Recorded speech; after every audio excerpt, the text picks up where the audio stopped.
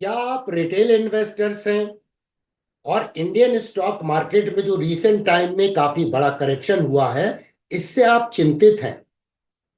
क्योंकि already Indian stock market में 12 से 13% का करेक्शन हो गया है। अगर आप सेंसेक्स को देखें या निफ्टी को देखें, तो क्या ये चिंता का विषय है? तो दोस्तों, हिस्टोरिकल फैक्ट्स को जानना बहुत जरूरी हो जाता है, और इसीलिए इस चैनल का कैप्शन है हैशटैग डरना मना। करेक्शंस जो मार्केट में होते हैं दोस्तों, वो काफी फ्रीक्वेंटली होते हैं।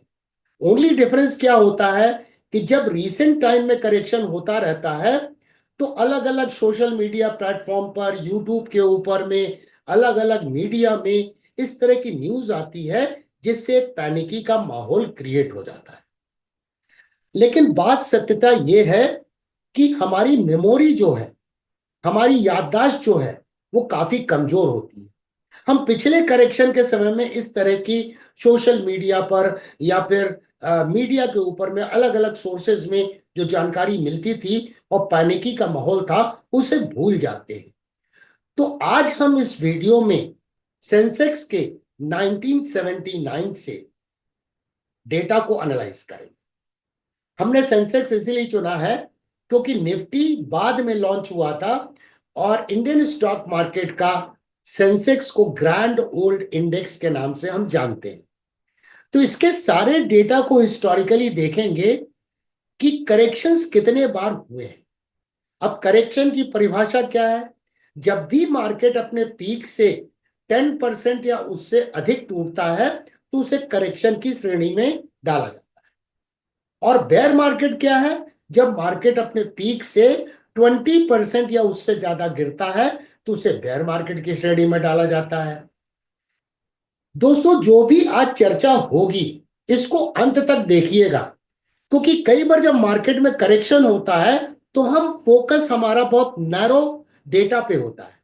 हम कभी भी हिस्टोरिकली देखने की कोशिश नहीं करते हैं कि हिस्टोरिकली मार्केट ने किया क्या। वैसे तो इस चैनल पे हमने यूएस स्टॉक मार्केट S&P 500 का 100 ईयर्स से अधिक डेटा के ऊपर में वीडियो बनाए हैं, ताकि हम समझ सकें हिस्टोरिकली मार्केट करता कैसे है। तो इस वीडियो को देखते समय कुछ बातें हैं जो आपको दिमाग में रखनी है और ध्यान में रखनी है। पहला तो डाउ थ्योरी का पावरफुल डॉक्ट्रिन। डॉक्ट्रिन क्या बोलता है कि मार्केट का जो ट्रेंड है वो इंटैक्ट रहता है जब तक कि कोई सॉलिड एविडेंस ना मिले मार्केट में। अब सॉलिड एविडेंस कितने प्रकार के हो सकते हैं? मार्केट के बहुत सारे पांव हैं। There are different legs of the market, जिसके बारे में हम रिसेंटली एक वीडियो लेके आए थे। उस वीडियो का लिंक मैं इस वीडियो के डिस्क्रिप्शन बॉक्स में डाल दूंगा। जब भी आपको वक्त मिले उसे जरूर देखिएगा, लेकिन इस वीडियो को कंप्लीट करने के बाद। तो ट्रेंड जो है वो इंटैक्ट रहता है।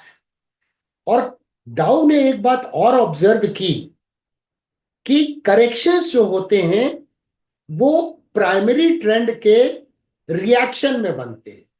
तो ये रिएक्शन वेव है, जो करेक्टिव वेव होती है मार्केट में, वो रिएक्शन है ओवरऑल अप ट्रेंडिंग मार्केट का या ओवरऑल डाउन ट्रेंडिंग मार्केट में जब पुल बैक होता है। यदि आपने हिस्टोरिकल डेटा को देखा है तो शायद आप डर नहीं रहे होंगे, लेकिन नहीं देखा है तो इस वीडियो को कम से कम अंत तक जरूर देखिएगा, ताकि आपके दिमाग में एक ब्रॉडर पिक्चर भारतीय शेयर बाजार के बारे में हो सके। क्योंकि आज हम केवल इंडियन स्टॉक मार्केट के बारे में चर्चा करने जा रहे हैं। मैं डीके सिन्हा आप सभी का आपके अपने चैनल में स्वागत करता हूं। इस वीडियो को अभी से लाइक कर लीजिए, चैनल को सब्सक्राइब कर लीजिए, बेल आइकन को हिट कर दीजिए नोटिफिकेशन के लिए, ताकि आप हमेशा अपडेटेड रहें। चलिए इस चर्चा की शुरुआत करते हैं।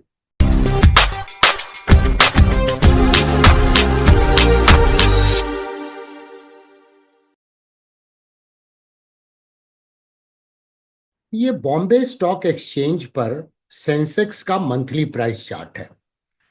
अब ये देखिए, इंडेक्स यहां पर डेटा अवेलेबल है कब से? अप्रैल 1979 से। तो काफी साल हो गए। इसकी हम एनालिसिस कर रहे हैं ताकि हिस्टोरिकली मार्केट ने काम कैसा किया है इसे समझ सके। चार्ट के ऊपर में कुछ इंडिकेटर्स हैं जो मैं आपको पहले एक्सप्लेन कर देता हूं।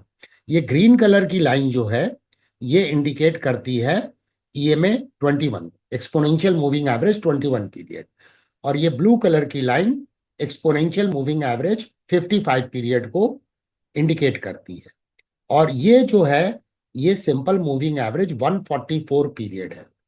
ये मूविंग एवरेज हमने डाले हैं ताकि हमें प्राइस एक्शन को समझने में आसानी हो, क्योंकि मूविंग एवरेज एक तरह से डायनेमिक सपोर्ट के रूप में भी काम करते हैं, डायनेमिक रेजिस्टेंस के रूप में भी काम करते हैं, और एक डेटम की तरह काम करते हैं कि जब भी मेजर करेक्शन हुआ है तो मार्केट ने बिहेव कैसा किया है, या फिर बेयर मार्केट आए हैं तो मार्केट ने बिहेव कैसा किया है।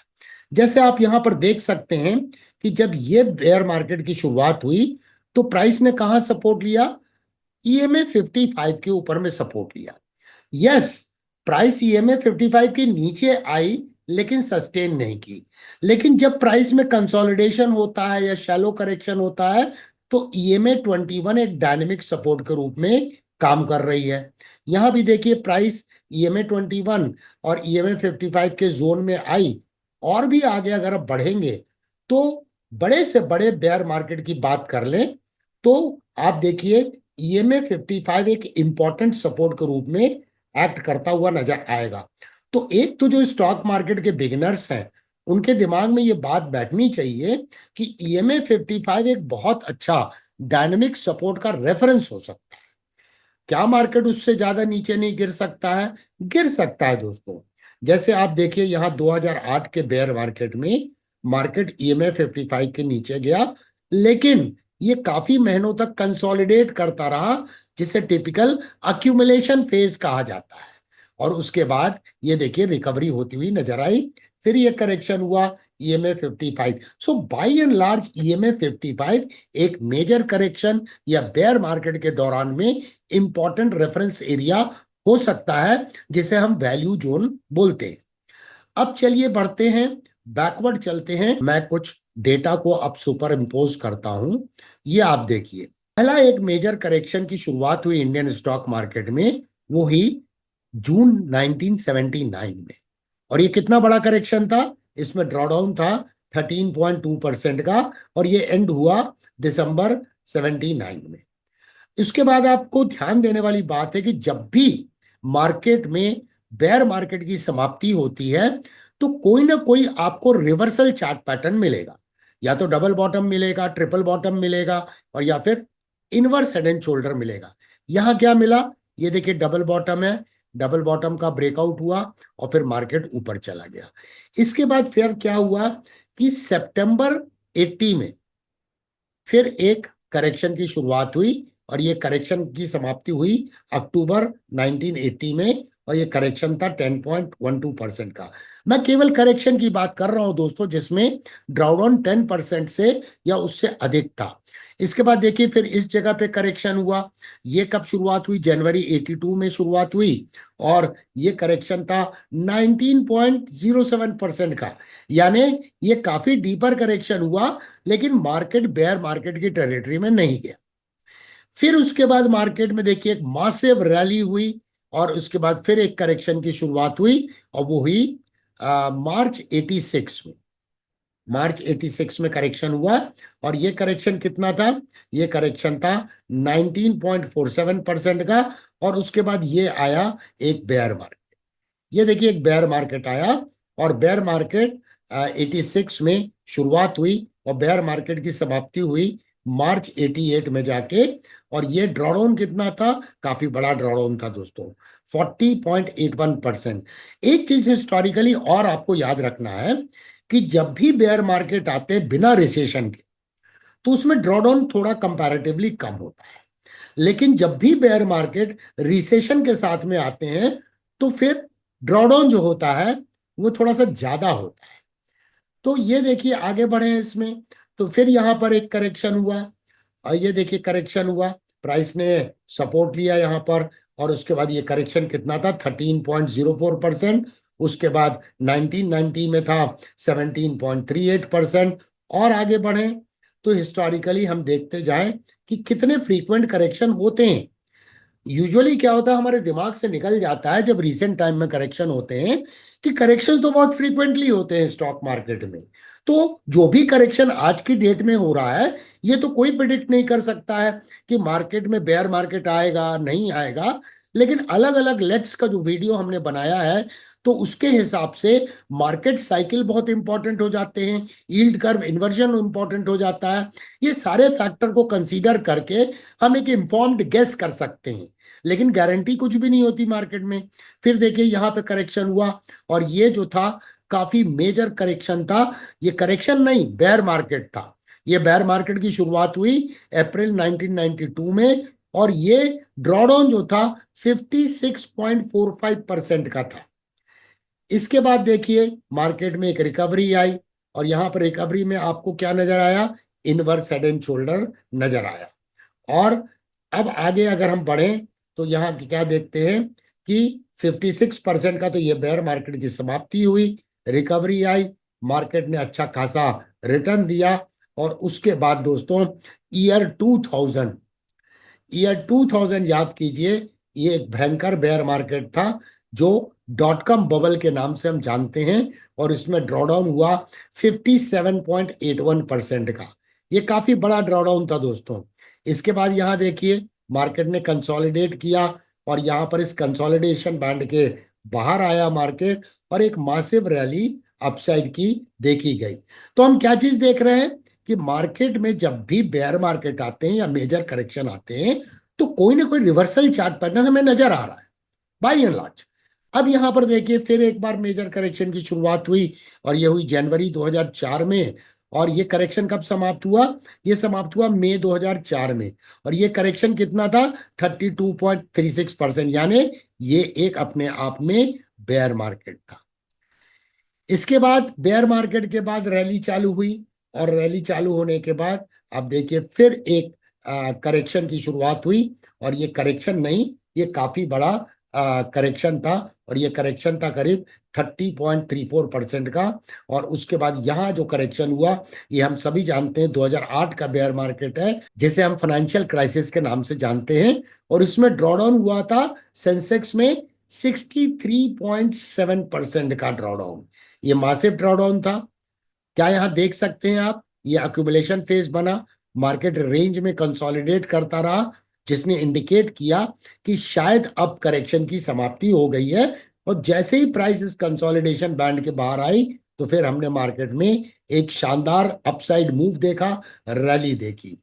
इसके बाद आप बढ़े आगे, बेयर मार्केट नजर आया इस जगह पे 2010 में और इस समय पे ड्रॉडाउन कितना था, 28.2%। और उसके बाद फिर यहाँ पर एक बेयर मार्केट आया जिसमें 25.08% ये बेयर मार्केट था। इसके बाद हम सभी जानते हैं कि एक कोविड का बेयर मार्केट आया जनवरी 2020 में और ये समाप्त हो गया बहुत जल्दी, मार्च 2020 में ये करेक्शन समाप्त हो गया। और इसमें ड्रॉडाउन कितना था, ड्रॉडाउन था 39.35% का।